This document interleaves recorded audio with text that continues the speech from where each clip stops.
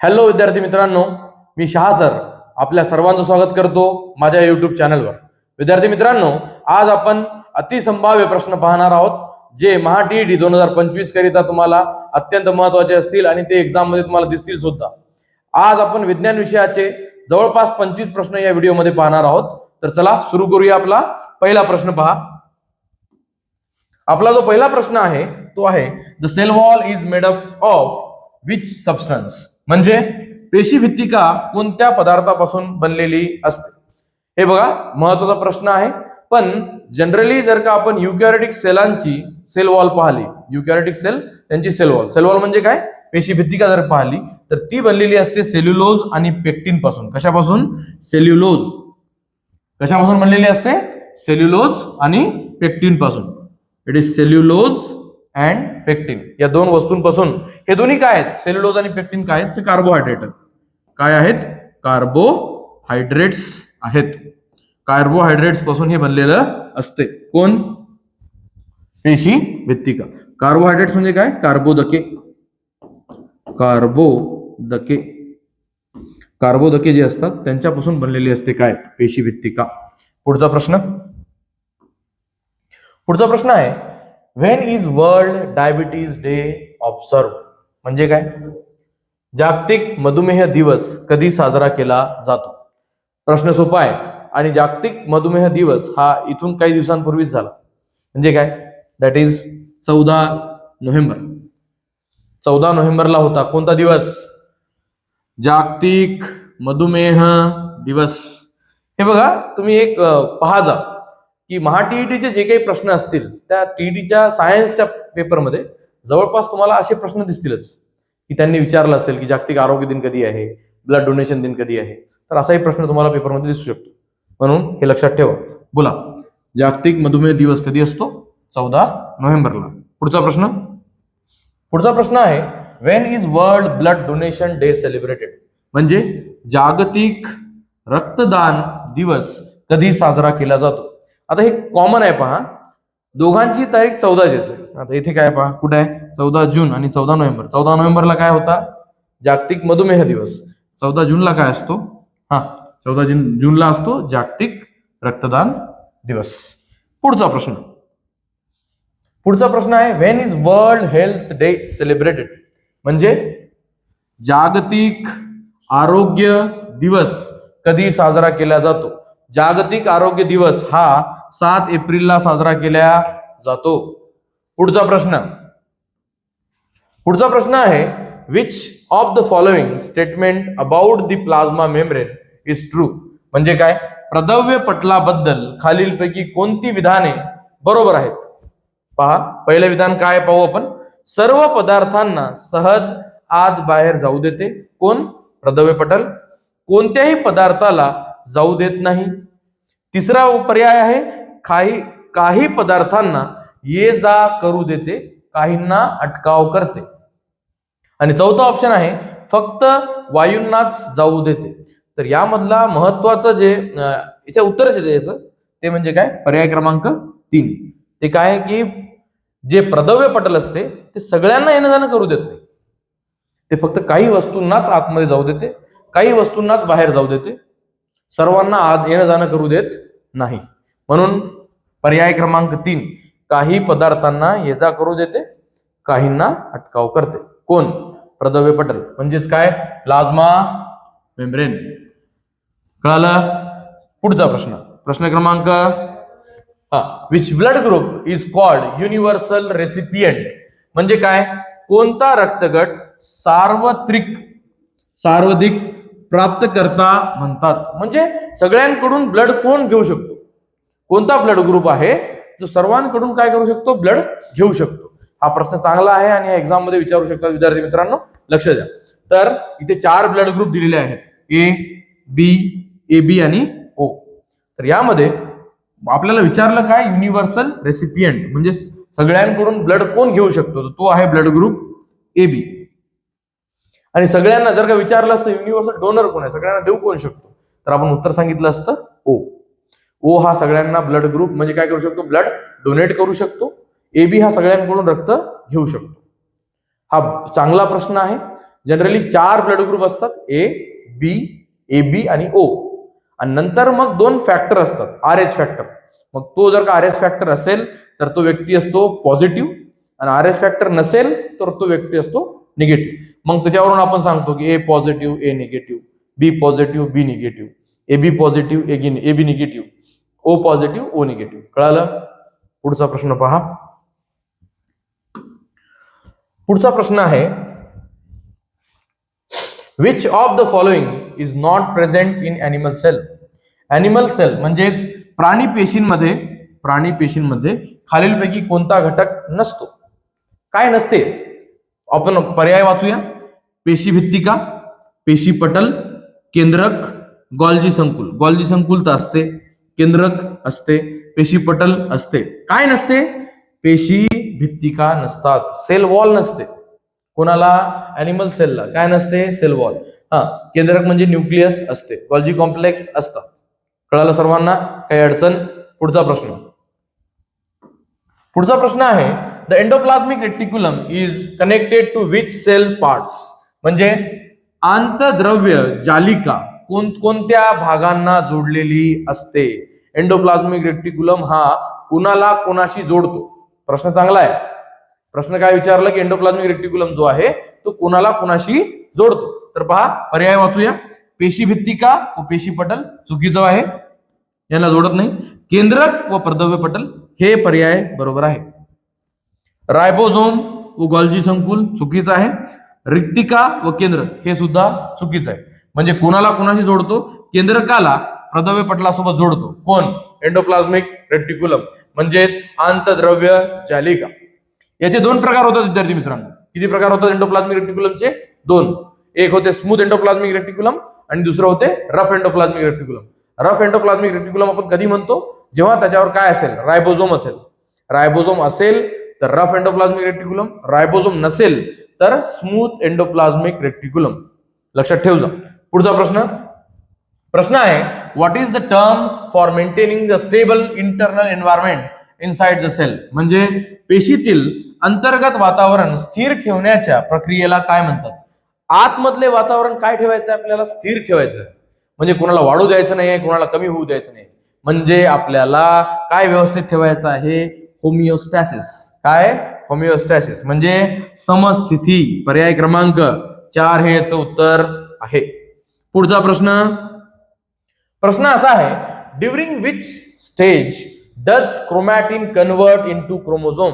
म्हणजे काय? रंगसूत्रांचे रूपांतर. कोणाचे रूपांतर? रंगसूत्रांचे रूपांतर कोणत्या अवस्थेत? गुणसूत्रांमध्ये होते. रंगसूत्रांचं रूपांतर आहे कशामध्ये? गुणसूत्रांमध्ये. म्हणजे क्रोमॅटिन मटेरियल कन्वर्ट होत आहे कशामध्ये? क्रोमोझोम. हे असंच होत नाही कधी. यासाठी काय व्हावं लागते? सेल डिव्हिजन होणं गरजेचं आहे. सेल डिव्हिजन म्हणजेच काय? पेशी विभाजन. पेशी विभाजन होत असेल तरच हे होते, नाहीतर होत नाही.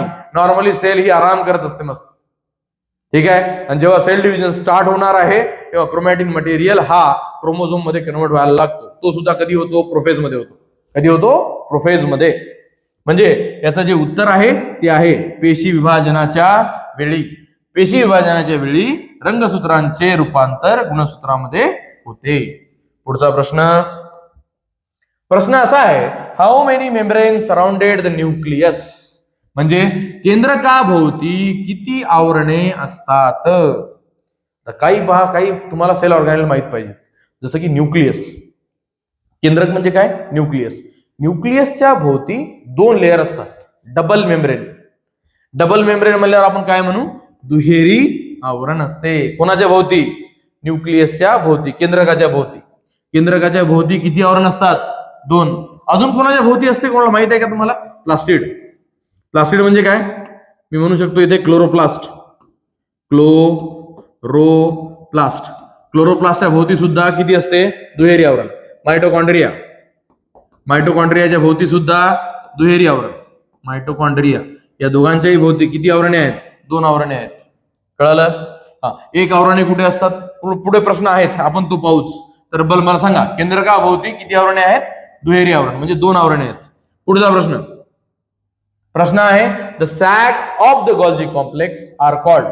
गॉल्जी कॉम्प्लेक्स म्हणजेच गॉल्जी संकुलातील कोशांना काय म्हणतात? यांच्या कोशांना कुंडे म्हणतात, म्हणजे सिस्टर्नी म्हणतात. काय म्हणतात? सिस्टर्नी. रायबोझोम हा तर वेगळा सेल ऑर्गॅनेल आहे, केंद्रके हे तर वेगळं आहे. बरोबर आहे, म्हणजे उत्तर काय येते? कुंडे. रिक्तिका हा त्याचा पार्ट नाही. कळालं? कुंडे म्हणजे काय? सिस्टर्नी. सॅक जे राहतात गॉल्जी कॉम्प्लेक्सच्या त्यांना काय म्हणतात? सिस्टर्नी म्हणतात. पुढचा प्रश्न असा आहे, what is the main function of लायसोसोम?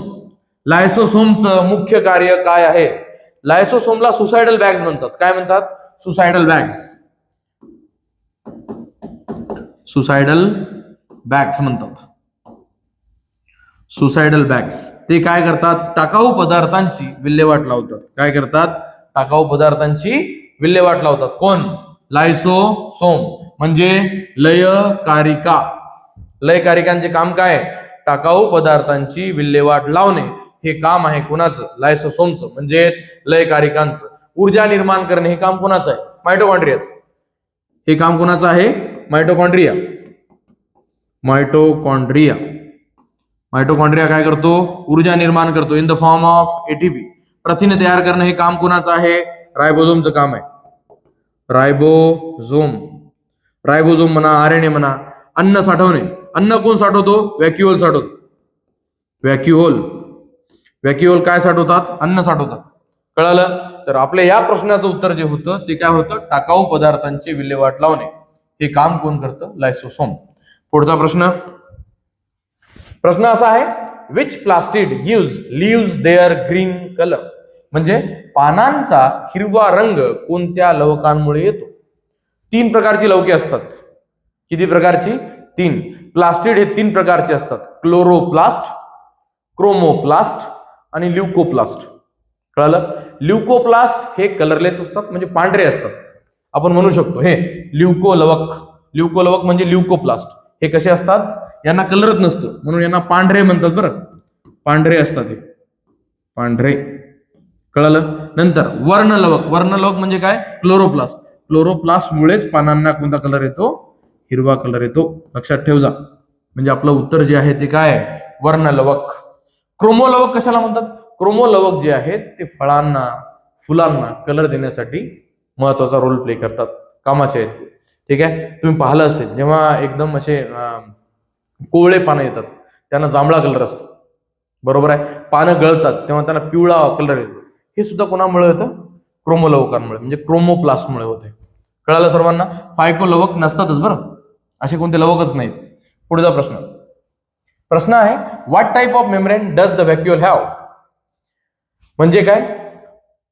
रिक्तिकेचे पटल कसे असते? म्हणजे व्हॅक्युओलला किती लेअर असतात? किती लेअरचा बनलेला असतो तो? त्याच्या भोवती किती मेम्ब्रेन असतात? तर म्हणायचं की एक पदरी आहे. कसा आहे? एक पदरी, म्हणजे एका लेअरनं बनलेला आहे. आणि त्या एका लेअरला नाव आहे टोनोप्लास्ट. लक्षात ठेव जा, टोनोप्लास्ट त्याला म्हणतात. कोणाच्या? व्हॅक्युओलच्या, म्हणजे रिक्तिकेच्या पटलला काय म्हणतात? टोनोप्लास्ट.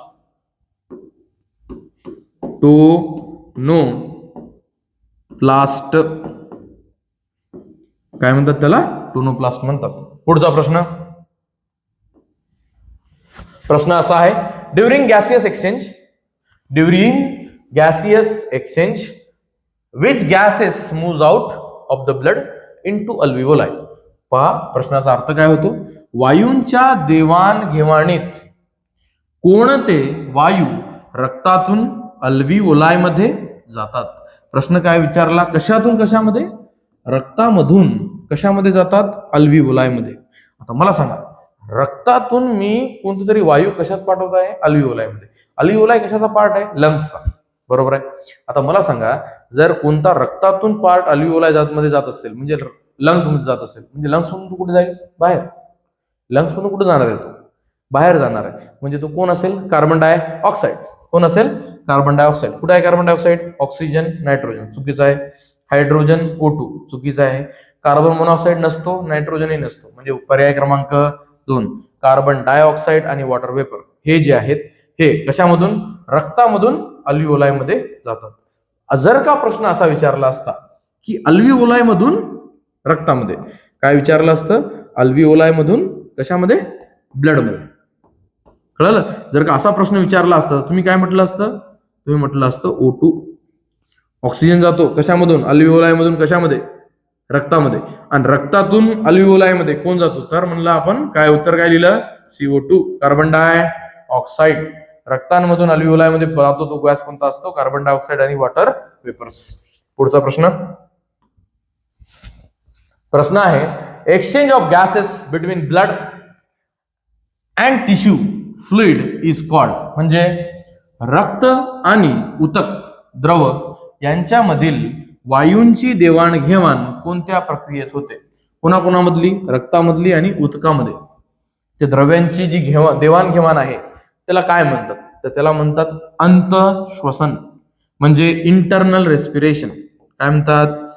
Internal respiration. काय म्हणतात त्याला? Internal respiration. बाह्य श्वसन म्हणजे एक्सटर्नल रेस्पिरेशन. External respiration. आणि पेशी श्वसन म्हणजे काय? Cellular respiration. Cellular respiration. प्रजनन म्हणजे रिप्रोडक्शन होते. या तिघांपैकी एक उत्तर असायला पाहिजे होतं, पण लक्षात ठेवा काय विचारलं आपल्याला? Exchange of gases between blood and tissue. आता मी सांगतो तुम्हाला बघा, बाह्य श्वसन कशाला म्हणायचं? ऑक्सिजन नाकांद्वारे लंग्स पर्यंत जाणं आणि लंग्स मधून CO2 नाकामधून बाहेर येणं, या प्रक्रियेला काय म्हणतात? बाह्य श्वसन म्हणतात. कळालं? काय ऑक्सिजन कुठून जात आहे? नाकाद्वारे अल्व्हिओलाय पर्यंत, आणि अल्व्हिओलाय मधून CO2 काय येतो? नाकाद्वारे बाहेर येतो. त्या प्रक्रियेला काय म्हणायचं? बाह्य श्वसन. तिथून नंतर काय? आता जो आपण ऑक्सिजन पाठवला होता अल्व्हिओलाय पर्यंत, तिथून तो रक्तात जात आहे आणि रक्तामधून CO2 अल्व्हिओलाय मध्ये येत आहे, त्याला काय म्हणतो आपण? अंतःश्वसन. आता जो आपण ऑक्सिजन पाठवला होता तो ऑक्सिजन ब्लड घेऊन जातं. ब्लड मध्ये आरबीसी मध्ये हिमोग्लोबिन 4 ऑक्सिजनला पकडून घेऊन जातो. लक्षात ठेवा हा प्रश्न सुद्धा. एक हिमोग्लोबिन 4 ऑक्सिजन मॉलिक्यूलला पकडून घेऊन जातो आणि ज्याला गरज आहे त्याला वाटत बसतो, घे रे बा, तुला पाहिजे का घे, तुला पाहिजे का घे. समजलं? पण त्याचं एक राहते की जो तो ऑक्सिजन देतो CO2 घेतो सुद्धा. म्हणजे त्याला म्हणतात cellular respiration. That is called पेशी श्वसन. कळालं? ते सेलमध्ये होणार रस. सेलमध्ये काय होते? त्याला ऑक्सिजन लागते सेलला प्रत्येक. कशाला? ग्लुकोजला तोडण्यासाठी लागते. कशासाठी लागते? ग्लुकोजला तोडण्यासाठी. कळालं? तर या प्रश्नाचं उत्तर होतं अंतःश्वसन. पुढचा प्रश्न आहे, the heart is made up of which type of muscle. हृदय कोणत्या प्रकारच्या स्नायूंनी बनलेले असते? बोला. सगळ्यात महत्वाचा प्रश्न आहे हा. आपल्या बॉडीमध्ये 3 प्रकारच्या मसल्स राहतात. किती प्रकारच्या? 3. स्मूथ मसल, अजून स्केलेटल मसल, आणि कोणते? Cardiac muscle. कार्डियक मसल आपल्या पूर्ण बॉडीमध्ये फक्त हृदयामध्ये आहे. कुठे आहे? हृदयामध्येच आहे. हृदयाशिवाय तो बॉडीमध्ये कुठेही आढळत नाही. कोणता muscle? Cardiac muscle. Skeletal muscle कुठे आढळतात? हाडांच्या जवळ आढळतात. स्मूथ मसल कुठे आढळतात? तर हे आपल्या बॉडीमध्ये असणाऱ्या विसरल ऑर्गन जवळ आढळतात. विसरल ऑर्गन म्हणजे पोटातले आतडे म्हणा, बाकी असेल कोणते जे आपल्या बॉडीमध्ये जे ऑर्गन्स आहेत त्यांच्या जवळ जे असतील मसल त्यांना काय म्हणायचं? Smooth muscle. हाडांच्या जवळचे जे असतात त्यांना काय म्हणायचं? Skeletal muscle. आणि हृदयात जे काही मसल्स असतात त्यांना म्हणायचं काय? त्यांना म्हणायचं कार्डियक मसल. काय म्हणायचं? Cardiac muscle. आता मी पाहतो इथे कार्डियक शब्द आहे का कुठं? पहा बरं. ऐच्छिक स्नायू म्हणजे व्हॉलंटरी. अस्थि स्नायू स्केलेटल. स्केलेटल तर येणार नाही, हे गेलं ऑप्शन. मृदू स्नायू म्हणजे काय? स्मूथ मसल, हे सुद्धा येणार नाही. आता हे 2 ऑप्शन दिसत आहेत मला, ऐच्छिक स्नायू आणि अनैच्छिक स्नायू, व्हॉलंटरी आणि इनव्हॉलंटरी. आता दोघांचा अर्थ सांगतो पहा. जे मसल्स आपल्या कॉन्ट्रॅक्टमध्ये असतात, आपल्या कंट्रोलमध्ये असतात, आपल्या मेंदूच्या कंट्रोलमध्ये असतात, त्यांना म्हणायचं व्हॉलंटरी. आणि जे मसल्स आपल्या मेंदूच्या कॉन्टॅक्ट म्हणजे त्याच्या कशामध्ये काय म्हणू आपण त्याला, की ते मेंदूच्या कंट्रोलमध्ये नसतात, त्यांना म्हणायचं इनव्हॉलंटरी. मेंदूचा त्याच्यावर कंट्रोल नाहीये. मला सांगा, हृदयावर मेंदूचा कंट्रोल आहे का? नाही. तो तुम्ही झोपले तरी हृदय आपलं काम करत राहते. बरोबर आहे. म्हणजे आपण म्हणू शकतो की हृदय हे कसं आहे? अनैच्छिक स्नायूंनी बनलेलं आहे. इनव्हॉलंटरी जरी असलं तरी त्याचं नाव काय आहे? Cardiac muscle. काय नाव आहे? Cardiac muscle.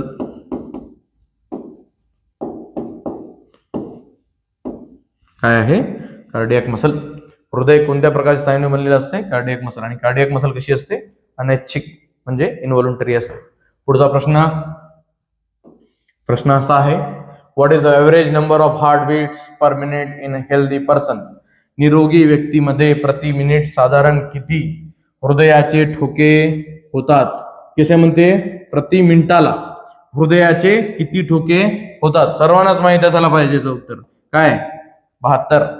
एका मिनिटाला आपलं हृदय 72 वेळा काय करते? धडकते. ठीक आहे. तो काय करतो? ठोके देतो. किती वेळा? 72 वेळा एका मिनिटाला.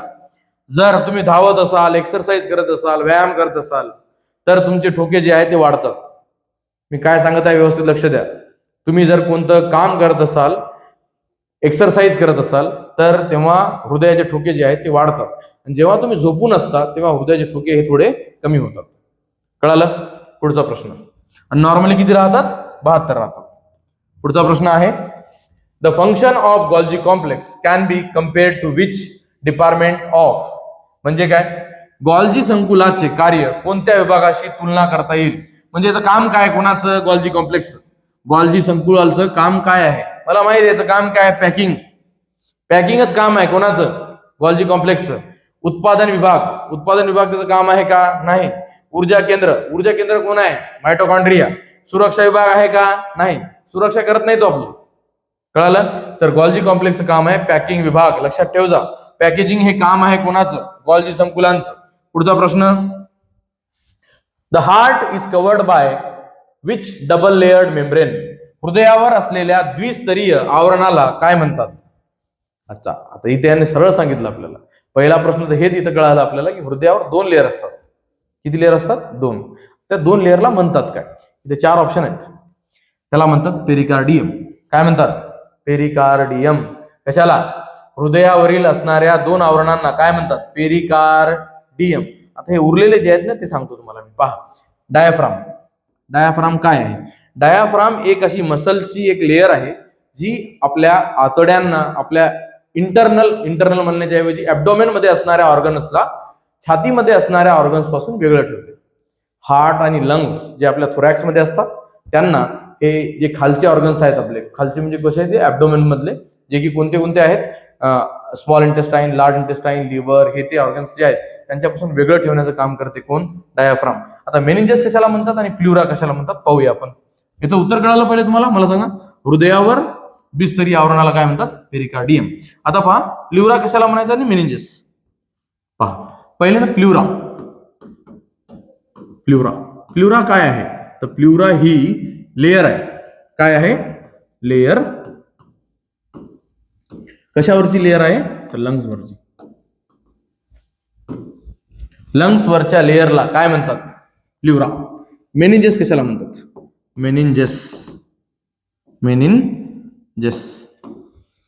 मेनिंजस हे कव्हरिंग. काय आहे? Covering over brain and spinal cord.